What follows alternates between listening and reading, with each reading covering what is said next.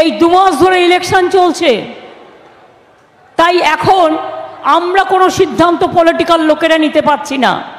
সরকারে থাকলেও এর মধ্যে কিছু কিছু দুষ্টু লোক একটু দুষ্টুমি করছে। আমার কাছে কিছুক্ষণ আগে খবর এসছে, কোনো একটা জায়গা থেকে নোটিশ গেছে উদ্বাস্তু কলোনিদের কাছে যে আপনারা 1 তলা 2 তলা 3 তলা 4 তলা সব বাড়ি স্টপ করে দিন। আমি বলছি ওই নোটিশ আমি ক্যান্সেল করে দেবো আফটার ইলেকশন। কারণ এসব সিদ্ধান্ত নিতে গেলে আমার সাথে কথা বলে নিতে হয়।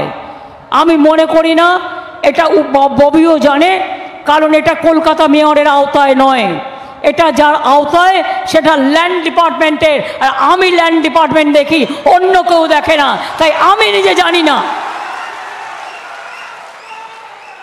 কোনো কেউ বসে সিপিএম এর কোনো অফিসার বসে এটা করেছে, আমি তার 20 দাঁত ভেঙে দেবো, আমি বলে গেলাম আপনাদের কাছে। বিজেপির নয় কোনো হারমাদ, নয় সিপিএম এর কোনো ওস্তাদ। আগে যেগুলো সিপিএম খুন করতো এখন সেগুলো বিজেপিতে গেছে। গত মধ্যরাতে দেখলেন না, নির্বাচনে লড়বার ক্ষমতা নেই, গণতন্ত্র মানে না। এই নন্দীগ্রাম আমায় ভোট করতে দেয়নি।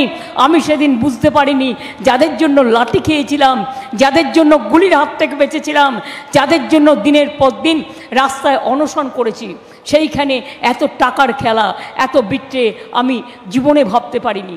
গতকালও আপনারা দেখেছেন, ইলেকশনের আগের দিন মধ্যরাতে আমাদের রাজনৈতিক নেতা ওই অঞ্চলে তাকে খুন করা হয়েছে মহিষাদলে, এজেন্টদের অপহরণ করা হয়েছে।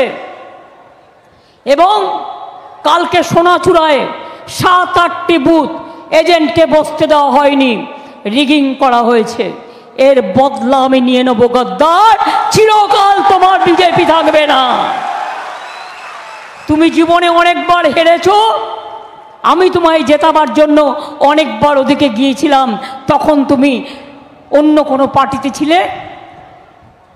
ভুলে যেও না, গদ্দারি করে দেখছেন না টাকা ধরা পড়ছে, বান্ডিল পর বান্ডিল টাকা, লক্ষ লক্ষ টাকা। প্রেসগুলোকে জিজ্ঞেস করুন দেখাতে, ওই একবার দেখিয়ে সরিয়ে দেবে। আর তৃণমূলের যদি 1 টাকাও পায়, এই টাকার বান্ডিল, এই হয়েছে ওই হয়েছে, আর কোটি কোটি টাকা নিয়ে বিজেপি ঘুরে বেড়াচ্ছে। আর প্রেস মিডিয়ার লোকগুলো দেখুন, মুখগুলো থোতা হয়ে গেছে, থোতা মুখ ভোতা হয়ে গেছে, কথা বলতে পারে না, যেন মুখের লুকো প্লাস্টার লাগিয়ে দিয়েছে মোদি বাবু, ভয়ে কথা বলতে পারে না। এই রিগিং যদি তৃণমূল করত, সকাল থেকে রাত অবধি আগুন জ্বলতো তো জ্বলতোই, কাঠ পুড়তো তো পুড়তোই, শ্মশানের চিতায় কাঠ জ্বলছে, কাঠ জ্বলছে, কাঠ জ্বলছে। বাংলার মতো ইলেকশন কোথাও হয় না। আমি সেদিনকে আমার পাড়ায় ঢুকছিলাম, অনেক